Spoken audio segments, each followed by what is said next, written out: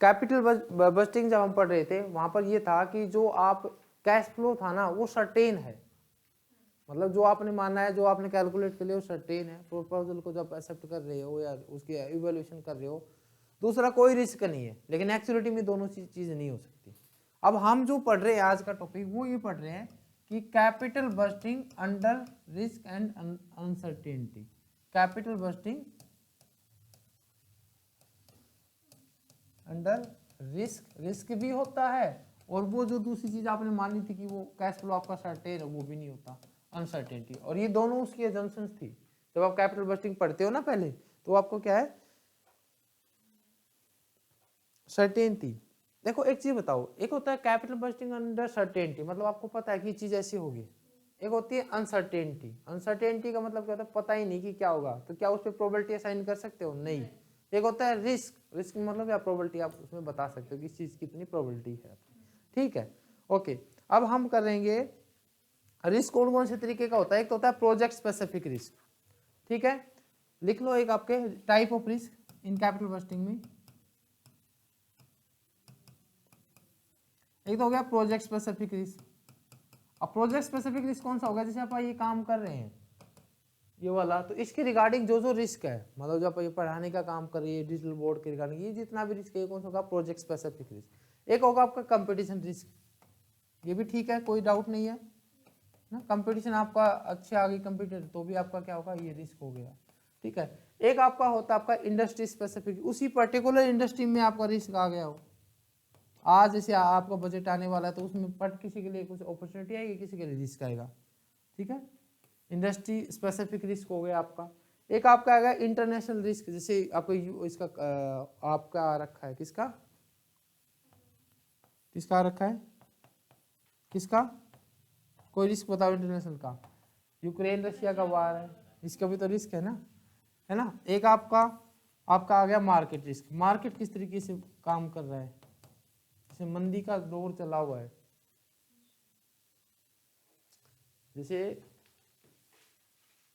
तो इस रिस्क को, अब इनमें कौन कौन सी एजम्पशंस है कैपिटल बस्टिंग अंडर रिस्क, इसकी क्या क्या एजम्पशन है, that the firm is not having any capital rationing, इसमें भी एजम्पशन है। क्या है assumption of capital budgeting under risk, first क्या आपकी, that firms is not having any capital rationing and no profitable project will be rejected for want of funds, मतलब ये पैसे की कमी की वजह से कोई चीज आपकी रिजेक्ट नहीं होगी। ऐसे लिख लो ना बस सीधी सी एक लाइन आप कि there is no capital rationing या the firm is not having capital rationing. दूसरा है that the proposal net investment is known with certainty, the proposal net investment is known with certainty, उसकी इन्वेस्टमेंट आप certainty के साथ बता सकते हो। The proposal net investment is known with certainty, certainty के साथ आप बता सकते हो। Each set of cash flow is known with certainty, set of cash flows is known with certainty.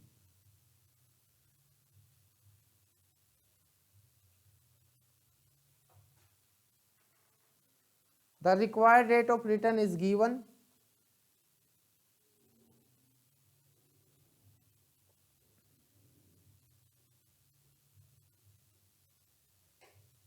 Fifth, the firm is basically risk averser. The firm is basically risk averser. Risk seeker, risk averser है, seeker नहीं है। इसका मतलब क्या है, लिखना एक line, अवर्जर, AVERSE लिख लो, अवर्ज लिख लो या OR लिख लो, अवर्जर लिख लो, ठीक है। तो अब इसमें क्या है कि दो चीज बनेगी, रिस्क अवर्जर का मतलब क्या है, सुनना फिर आप इसको सोचना, फिर मैं लिखवा दूंगा। If the two proposal have the same expected return, दोनों की सेम एक्सपेक्टेड रिटर्न है, then the proposal with lesser risk will be preferred, जिसका रिस्क कम होगा वो एक्सेप्ट होगा। If two proposal have same degree of risk, दोनों में सेम रिस्क है, then proposal with highest expected return will be preferred.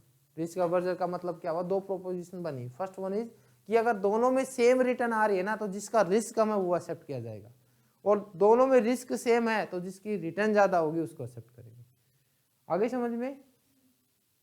लिख लिया? अब इसकी टेक्निक लिख लो कौन कौन सी होती है।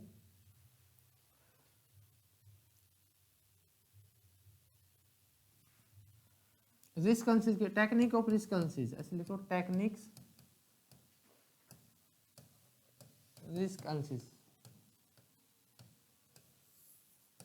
एक तो आपकी कन्वेंशनल है और एक आपकी मॉडर्न की कैटेगरी में लिखी जाती है। स्टैटिस्टिकल टेक्निक लिख लो, मॉडर्न लिख लो, स्टैटिस्टिकल मॉडर्न। ठीक है, कन्वेंशनल में कौन कौन सी आ गई? सबसे पहले आ गई पे back.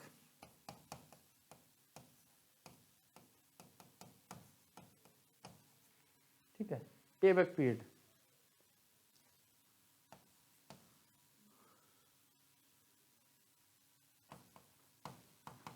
Risk adjusted discount rate.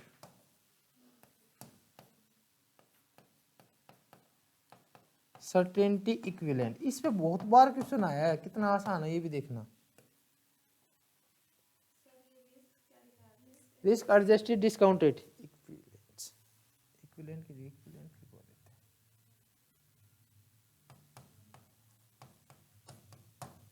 ठीक है, सर्टेनिटी इक्विवेलेंट, सिनेरियो एनालिसिस,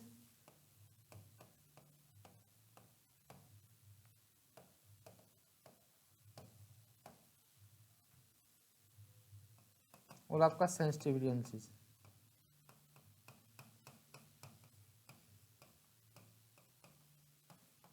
पहले 5 उसको भी लिख लो फिर लिख लेंगे। Probability distribution approach,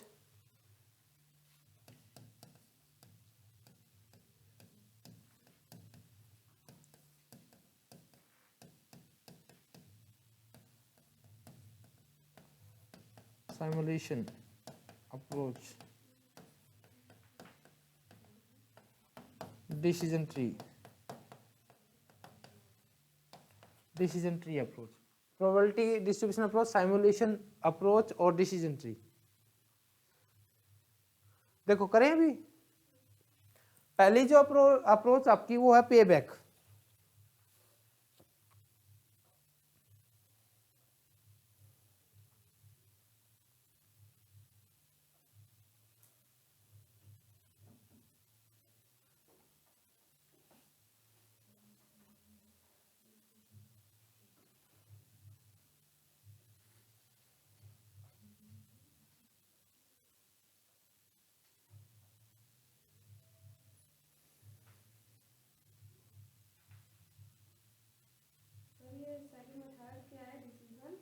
simulation approach कौन सी? सिमुलेशन, और थर्ड है डिसीजन ट्री। तो अब देखो सबसे पहले आपकी आई पे बैक। पे बैक में कौन सा आपका ये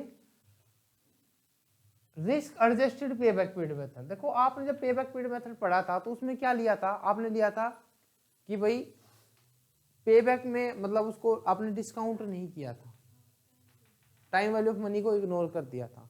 ये जो पे बैक पीरियड है इसमें क्या किया जाता है? इसमें ना टाइम वैल्यू ऑफ मनी की को मतलब इंक्लूड करेंगे, रिस्क को एडजस्ट करेंगे, इसमें ना आप डिस्काउंट फैक्टर को यूज करेंगे, फिर पे बैक पीरियड निकालेंगे। ठीक है, इसको क्या बोलते हैं? डिस्काउंटिंग पे बैक पीरियड।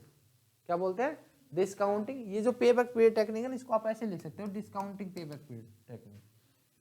इसमें पे बैक को जो आपका फंड आ रहा है उसको क्या करेंगे? आप डिस्काउंट करेंगे एंड देन आप पे बैक पीरियड निकालेंगे। हो गया रिस्क एडजस्ट। इसमें दूसरा आपका है RADR, रिस्क, इसको ना शॉर्ट में लिखा जाता है RADR, risk adjusted discount rate. देखो आपकी क्या है, अभी आप डिस्काउंट रेट ले रहे हो 10%, आपको लगता है कि भाई रिस्क भी है, अभी तो हमने मान लिया देयर इज नो रिस्क, तब आपकी 10% है। आपने क्या किया भाई 5% का रिस्क के लिए आपने ले लिया, रिस्क को एडजस्ट करके डिस्काउंट रेट को बढ़ा दिया। दूसरी टेक्निक ये हुई आपकी। क्या किया? जितना रिस्क है ना उतनी परसेंटेज आपने क्या कर दिया? डिस्काउंट रेट को बढ़ा दिया। तो risk adjusted discount rate, discount rate बढ़ा दी तो ये क्या होगी? RADR। तीसरी आप देखो 10% आप डिस्काउंट कर रहे थे, 5% आपने इसलिए बढ़ा दिया क्योंकि रिस्क है, तो 15% पे आप डिस्काउंट करेंगे, ना कि फिर उस पर। एक और बात बताओ, क्वेश्चन आता है एग्जाम में, डिस्काउंट रेट बढ़ने के साथ कैश इनफ्लो बढ़ेगा या कम होगा? या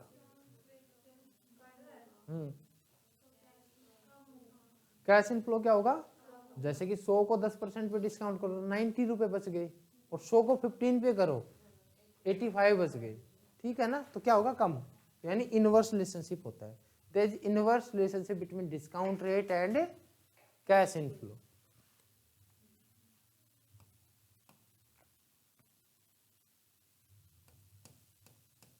तीसरा जो आपका मेथड है सर्टेनिटी इक्विवेलेंट, देखो भाई इसमें क्या है, आपका ना ये निकाला जाता है, हमारी जो रिटर्न आ रही है वो आ रही है 100 रुपये मान लो, ठीक है? इसके दो पार्ट, ये टोटल रिटर्न आपकी टोटल, इसके दो पार्ट है, इसमें से एक चीज कोशिश की जाती है कि इसका सर्टेन पार्ट कितना वो निकाल लो, और जो दूसरा आपका अनसर्टेन पार्ट है उसको छोड़ देंगे, बस इसको हमें पता ही नहीं ये चीज ही क्या है। हमें क्या करना है, 100 रुपए में से आपको इतने रुपए तो मिलेंगे ही मिलेंगे, उस पार्ट को ले लिया जाता है, बिल्कुल रिस्क फ्री कर दिया जाता है। क्वेश्चन आ जाता है सर्टेनिटी, ये क्वेश्चन बहुत बार रिपीटेड क्वेश्चन है, सर्टेनिटी इक्विवेलेंट अप्रोच किसके इक्वल है? तो यहां पर आप लिखेंगे इसके इक्वल है risk free rate of return, risk free return लिख लो, रेट ऑफ रिटर्न लिख लो, ये इसका आंसर होता है। बहुत बार ये क्वेश्चन रिपीटेड है, आपको एग्जाम में दिखाऊंगा मैं कितनी बार रिपीटेड क्वेश्चन है। सर्टेनिटी इक्विवेलेंट, सर्टेन कितना है, तो सर्टेन की इक्विवेलेंट है रिस्क फ्री, जो रिस्क फ्री है, रिस्क जो फ्री है उतना आपका सर्टेन होगा, ठीक है? आई बात समझ में? क्लियर हो गई बात? सर्टेनिटी इक्विवेलेंट की दोनों में डिफरेंसेस क्या है, आरएडीआर में और इसमें? रिस्क एडजस्टेड डिस्काउंट रेट में आप बढ़ाया था, ठीक है?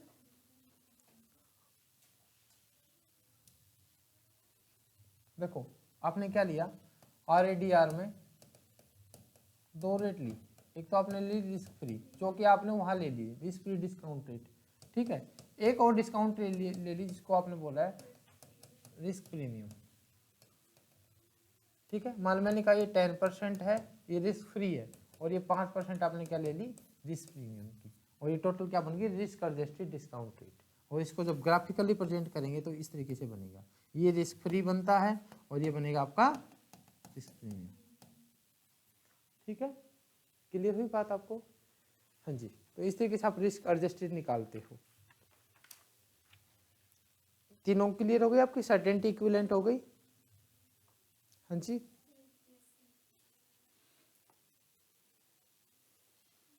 इसका ना एक फैक्टर निकाला जाता है, देखो मैं आपको 4 स्टेप में निकलती है। फर्स्ट स्टेप क्या होता है, लिखना नहीं है बस सुन लो, फिर आप समझ ही जाओगे, लिखने की जरूरत नहीं होती है ऐसी चीजें।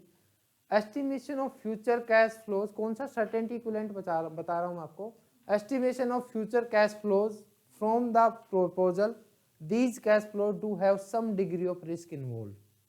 कैश फ्लो निकाल लिया, कुछ ना कुछ उसमें रिस्क होगा। दूसरी चीज देखो, the calculation of the CE factors, C मतलब certainty equivalent factors for different years, the CE factor reflect the proportion of the future cash flow a finance manager would be ready to accept now in exchange for the future cash flow. The C factor represent the level of present money at which the firm would be indifferent between accepting the present money और future cash flow। मतलब क्या होगा indifferent, मतलब वो निकाल लेगा certain कितना होगा उसमें part. For example cash inflow हो गया 10,000 का, is receivable after 2 years। However, if the inflow is available right now, अगर ये इस वक्त मिलता, the firm may be ready to accept even 70% of the 10,000, यानी 7,000 रुपए इसको मिलते, ठीक है? तो only this 70% और 7 is the CE factor। 7 क्या हो गया 0.7 या 70% क्या होगा CE factor। For different year the CE factor will be different to account for the timing as well as the, देखो ये क्या अलग अलग के लिए हो जाएगा। अब इन्होंने क्या कर लिया, इन्होंने निकाले कि 7,000 रुपए तो मिलेंगे ही मिलेंगे, तो ये 7,000 रुपए क्या हो गया सर्टेन हो गया। हर एक ईयर का अलग अलग भी हो सकता है, सेम भी हो सकता है, तो हर एक के लिए सर्टेन निकाल लिया तो इतना रुपया तो हमें मिलेगा, बस ये ही आपके वो फैक्टर से आपका अमाउंट निकल जाएगा। रिस्क फ्री है, बिना किसी रिस्क के 7,000 रुपये तो मिलेंगे। तो ये चीज़ उन्होंने निकाल ली सर्टेनिटी इक्विवेलेंट में, किसकी हेल्प से, एक फैक्टर की वजह से। ठीक है, आगे समझ में।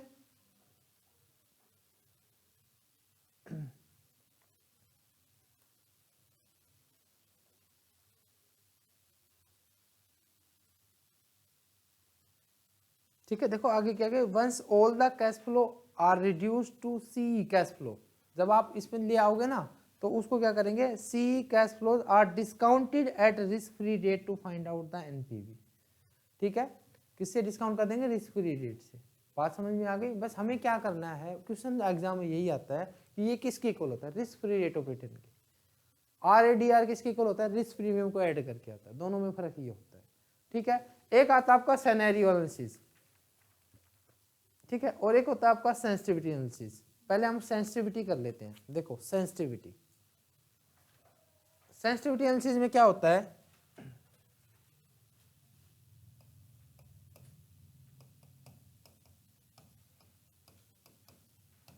आप ना ये देख रहे हो कि कौन कौन से फैक्टर्स आपके रिटर्न को अफेक्ट करते हैं प्रपोजल के, सारे फैक्टर्स निकाल लिए आपने, और किसी एक फैक्टर को आपने ये आइडिया, आपने क्या सारे निकाले जो जो अफेक्ट कर रहे हैं, लेकिन फिर किसी एक पे फोकस किया कि सबसे ज्यादा जो आपकी रिटर्न हो रही है इससे आपके अफेक्ट पड़ रही है।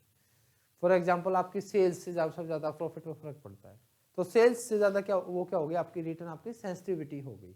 ठीक है, तो इसमें भी क्या प्रोसेस डेवलप की जाती है, पहले आप क्या करते हो, based on the expectations for the future the cash flows are estimated in respect of the proposal, NPV of the proposal calculated on the basis of these cash flow। देखो आपने क्या किया, NPV कैलकुलेट कर ली, okay ठीक है। to identify the variables which have a bearing on the cash flow for a proposal, अब आपने उन वेरिएबल्स को आइडेंटिफाई किया है जो उस पर मतलब बियरिंग या उस पर वो अफेक्ट कर रहे हैं। For example some of these variable में भी सेलिंग प्राइस हो सकता है, कॉस्ट ऑफ इनपुट्स हो सकता है, मार्केट शेयर्स, मार्केट ग्रोथ, ये सब फैक्टर्स हो सकते हैं। पहले आपने क्या किया, एनपीवी कैलकुलेट कर ली, दूसरे पे आपने क्या किया, फैक्टर्स को निकाल लिया, वेरिएबल्स निकाल लिए कि भाई ये वेरिएबल्स हमारे अफेक्ट करते हैं। हम पढ़ रहे हैं सेंसिटिविटी एनालिसिस, सेंसिटिविटी और सिनेरियो में एक ही फर्क है, ये कुछ फैक्टर्स को लेके चलता है, वो सभी फैक्टर्स को लेके चलेगा। ठीक है, इसने क्या कर लिया, फैक्टर्स निकाल लिया। तीसरा निकाल लिया, to find out the effect of change in any of these variable on the value of NPV. तीसरा क्या देखा आपने, इनमें चेंज आने की वजह से आपके एनपीवी पर क्या फर्क आएगा। ठीक है, आ गई समझ में। This exercise should be perform for all the factor individually, मतलब इंडिविजुअल लेवल पर इसको काम करेंगे, भाई किस पर कितना फर्क पड़ेगा, और इससे ये फाइंड आउट करेंगे कि कौन सा सबसे ज्यादा आपका सबसे ज्यादा इफेक्ट करता है। बात समझ में आ गई, क्लियर हो गई। पहले आपने एनपीवी निकाल लिया, फैक्टर निकाले, चेंज देख लिया आपने, सेंसिटिव किसके साथ कितना, और उसमें से उन फैक्टर्स को निकाला जो सबसे ज्यादा इफेक्ट करता है। ठीक है, अब बात आ रही है सिनेरियो एनालिसिस की। अब देखो सेंसिटिविटी में क्या क्या था, आपने एक वेरिएबल का चेंज आपने लेके चले थे, सिनेरियो में क्या करते हैं, सारे के सारे को लेके चलते हैं। Sensitivity analysis, one variable changes at A time keeping other variable constant, बाकी सबको कांस्टेंट मान लिया था सेंसिटिविटी में जब आप कर रहे थे, मतलब इंडिविजुअल लेवल पे कर रहे थे। सिनेरियो में पूरा सिनेरियो बनाया और सारे का इफेक्ट एक साथ देख लिया, तो वो क्या होगा, सिनेरियो एनालिसिस। बात समझ में आ गया अभी आपकी, सिनेरियो समझ में आया आपको भाई। सेंसिटिविटी में तो क्या किया था, इंडिविजुअल लेवल पे काम किया था, और सिनेरियो में क्या किया है, सारे को इकट्ठा करके देख लिया। ठीक है, दोनों में फर्क होता है ये।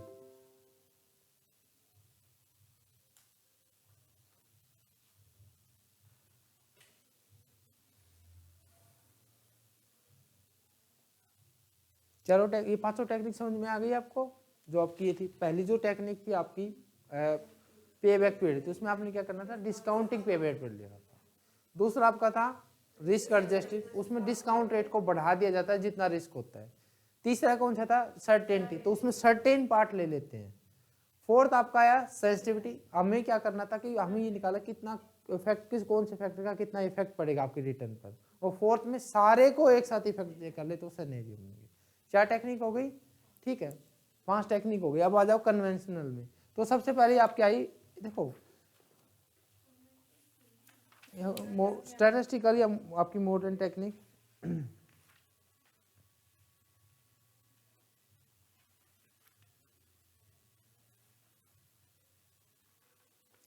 ये बिल्कुल आसान सी टेक्निक है आपकी, आप सभी ने पढ़ रखा है।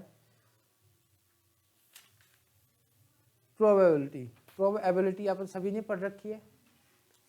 उसमें देखो ये दिखा जाता है आपका कि कैश फ्लो आने की, कोई भी जो आपका कैश इनफ्लो आ रहा है, प्रोबेबिलिटी डिस्ट्रीब्यूशन क्या होता है कि भाई किसी भी इवेंट के सक्सेस के कितने चांसेस है। तो इसमें भी जैसे आप ये लिखोगे कि 1 लाख रुपए हमारी, जैसे हमने कोई फंड लगाया तो उस पर जो रिटर्न आ रही है उसकी डिफरेंट जो रिटर्न है उसकी क्या प्रोबेबिलिटी है, और प्रोबेबिलिटी कभी भी 1 से ज़्यादा नहीं हो सकती। ठीक है, तो इसी चीज़ पे हम एनालिसिस करेंगे। देखो इसमें क्या दे रखा है कि कुछ एक प्रोजेक्ट है, उसका कैश इनफ्लो दे रखा है कि 1 लाख रुपए है, उसकी प्रोबेबिलिटी है 0.2। ठीक है, प्रोबेबिलिटी डिस्ट्रीब्यूशन। एक आपकी दे रखी है 1,50,000 रुपए, उसकी प्रोबेबिलिटी है 0.4। एक आपकी है कैश इनफ्लो 1,75,000 रुपए, उसकी प्रोबेबिलिटी दे रखी है 0.3। एक प्रोबेबिलिटी दे रखी है, एक कैश इनफ्लो दे रखा है 2 लाख, उसकी प्रोबेबिलिटी है 0.1, यानी 10% प्रोबेबिलिटी है। तो पहले प्रोबेबिलिटी दे दी। अब उसके बाद देखो क्या किया जाता है,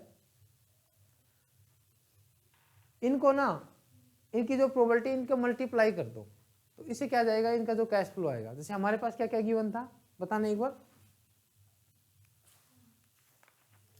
1 लाख का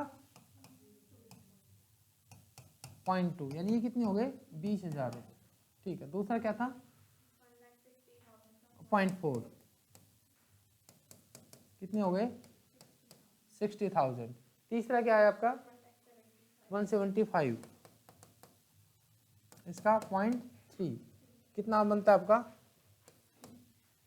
और आपका 2 लाख का है 0.10, बताना एक बार इसका कितना बनता है।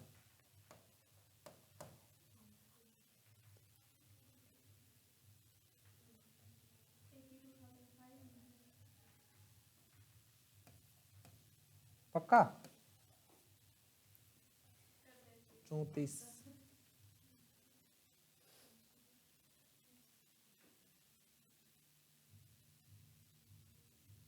नहीं ये तो गलत बता रहे हो, 52,500 बनेगी शायद। ठीक है, ये अमाउंट बन गया भाई आपकी। ये क्या होगी, आप इसको टोटल करके देख लो कितना आया, 2080 170,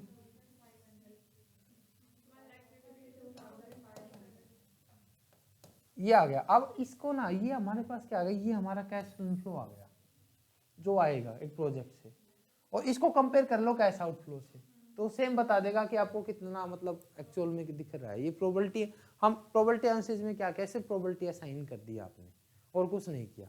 आपने क्या कर दिया, डिफरेंट आपने प्रोबेबिलिटी असाइन कर दी है, जिसको कैलकुलेट करनी। इसी में आप आगे क्या कर सकते हो, कोफिशिएंट ऑफ वेरिएशन, और डिटेल में एब्सोल्यूट मेजर करना ही है, और आगे जाना चाहो रिलेटिव में तो कोफिशिएंट ऑफ वेरिएशन अप्लाई कर सकते हो। प्रोबेबिलिटी डिस्ट्रीब्यूशन में आपने किया क्या, स्टैटिस्टिक्स अप्लाई करके ये निकाल ले कितनी इसकी कैश इनफ्लो आ रही है आपकी। ठीक है, इसी के आगे आप ये जो प्रोबेबिलिटी आई ना, इसी को आगे आपने क्या करना है, प्रेजेंट वैल्यू फैक्टर के साथ मल्टीप्लाई करना है, तो फिर उसकी वैल्यू आ जाएगी आपकी। सेम आगे फिर प्रोसेस वही रहेगी। ठीक है,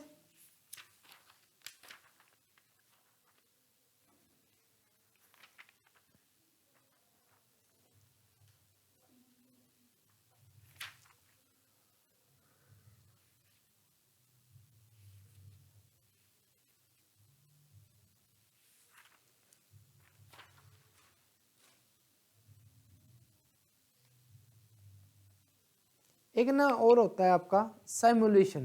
देखो इसकी एक लाइन है, वो लिख लेना पहले। सिमुलेशन का मतलब क्या होता है, एक लाइन है इसकी, creation of an appearance, creation of an appearance without the reality of an appearance. Appearance मतलब कोई दिखाना आपको, ठीक है, विदाउट द रियलिटी, कोई चीज है नहीं, उसके आप अपीयर करके देख लो कि ऐसा हो जाए तो क्या होगा, ऐसा हो जाए तो क्या हो जाएगा। ठीक है, और इसमें ना कुछ इस तरीके से होगा आपका, आपने बस ऐसे ये साइन कर लिया, ये चीज ऐसे होगी आपकी।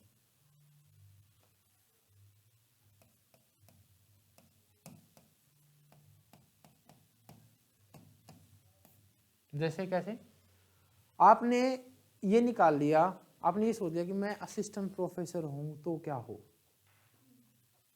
रियलिटी है ये, लेकिन आपने सोच लिया कि अपीयरेंस करके देख लिया कि ऐसा हो तो क्या हो, ऐसा हो तो क्या हो, जैसे आप सोचते हो। सिमुलेशन, सिमुलेशन में क्या किया, आप रैंडमली कुछ सेट बनाते हो रिटर्न के, भाई इतनी रिटर्न इतनी इस पे आ गई, इतनी इस पे आ गई, सारे सेट बना लिया आपने। सेट बना के सेम वही प्रोबेबिलिटी असाइन कर दी। सिमुलेशन जैसे ये क्या कि आपने क्या लिखा है कि अपीयरेंस, अपीयरेंस क्या लिखा आपने, कोई रियलिटी है ही नहीं उसके, मतलब आपने उसको अपीयर करके दिखाया है और उसकी क्या कर दी, प्रोबेबिलिटी असाइन कर दी, और फिर आपने क्या किया, देखा कि किससे क्या रिजल्ट आ रहा है। तो सेम उसी तरीके से प्रोबेबिलिटी आगे काम वैसे ही होता है, लेकिन इसमें बस पहले क्या देता है, पहले सेट बना लेते हैं जो अपने अकॉर्डिंग बनते हैं। ठीक है, जैसे इसमें क्या कर रखा है कि डिफरेंट डिफरेंट सेट बना रखे हैं कि भाई ये हमारे पास आएंगे, और उसकी फिर आपने वो निकाल ली कि प्रोबेबिलिटी कितनी है, रिटर्न आने की प्रोबेबिलिटी क्या है, एंड देन उसको मल्टीप्लाई करके निकाल दिया। कुछ भी नहीं है, बस एक स्टेटमेंट याद रखना कि जो चीज़ है नहीं ना उसको बस अपीयरेंस करके देखने की चीज़ क्या होगी। ठीक है, तीसरा जो आपकी टेक्निक है थोड़ी सी इंपॉर्टेंट है, डिसीजन ट्री। ट्री की तरह ही काम करती है। देखिए डिसीजन ट्री, डिसीजन ट्री जो है ना इस तरीके से काम करती है, जैसे कि आप क्या करोगे, जैसे ये ट्री यहाँ से ट्री जैसे शुरू हुई, फर्स्ट ईयर का आपका इन्वेस्टमेंट होगा, आउटफ्लो होगा, कैसे आउटफ्लो फर्स्ट ईयर में, ये 0 ईयर बोलते हैं इसको, पहले आपने पैसे लगा दिए, अब यहाँ पे ईयर फर्स्ट आ गई आपकी, ईयर फर्स्ट, ईयर फर्स्ट पे आपको ये दिखा रहा है कि आपके पास ऑप्शन है, ऑप्शन यहाँ पर भी ऑप्शन ये है कि पैसा आप कहीं इन्वेस्ट करें या पैसा बैंक में जमा करें। ठीक है, हाँ हाँ ठीक है, ये आपको आपके पास ना ऑप्शन है, ऑप्शन क्या है, आपके पास ऑप्शन है कि आपके पास मान लो 1 लाख रुपए है। ठीक है, 1 लाख रुपए है, आपके पास ऑप्शन है कि इसको कहीं इन्वेस्ट करे या बैंक में जमा कर दे। आपने एक तो ऑप्शन क्या किया, बैंक डिपॉजिट पर गई, ये आपका बैंक डिपॉजिट। अगर आप बैंक डिपॉजिट करेंगे ना तो आपको ना हर ईयर, जैसे ईयर फर्स्ट में आपको सेम रेट से रिटर्न मिलेगी, जैसे आपको 10% मान लो 5% के हिसाब से मिल रहा है, फर्स्ट ईयर में भी 5,000 रुपये मिलेंगे, सेकंड ईयर में 5,000 रुपये मिलेंगे, और 3 साल में भी आपको 5,000 रुपये मिलेंगे, ऐसे मान लो। उसकी प्रेजेंट वैल्यू क्या होगी वो देख लो। इसमें अगर 1 लाख रुपये आप लगा रहे हो, उसमें भी प्रपोजल 1 ये है, प्रपोजल 1 और प्रपोजल 2, यहाँ पर 2 है, इनमें से किस प्रपोजल में लगाए, यहाँ पे ऑप्शन होगा। यहाँ पे भी आपको ऐसे ईयर फर्स्ट की, सेकंड की, थर्ड की रिटर्न मिलेगी, और इधर भी आपकी फर्स्ट की, सेकंड की, थर्ड की रिटर्न मिलेगी, और देन फिर उनको इवेल्युएट करके, भाई मान लो इसकी रिटर्न आपकी इसकी रिटर्न दे दी कि 7,000 रुपये, इसकी 8,000 रुपये, इसकी 9,000 रुपये, और लास्ट में 3 साल के बाद खत्म हो रहा है तो ये पैसा भी वापस मिलेगा, तो 1 लाख रुपये ये आ गया आपके पास। इसमें आपको दे दी कि 8,000 रुपये पहले मिल रहे हैं, और उसके बाद इसके आपको 7,000 बाद में मिल रहे हैं, और फिर आपको 9,000 यहाँ मिल रहे हैं, और प्लस में 1 लाख यहाँ पे मिल रहा है, तो इनको वही प्रेजेंट वैल्यू के साथ मल्टीप्लाई करके इवेल्युएट करके देखेंगे क्या आ रही है। ये डिसीजन ट्री थी, आगे समझ में? ठीक है, कोई डाउट? समझ में आ गया अच्छे से? चलो बहुत बढ़िया। तो ये टेक्निक थी भाई आपकी रिस्क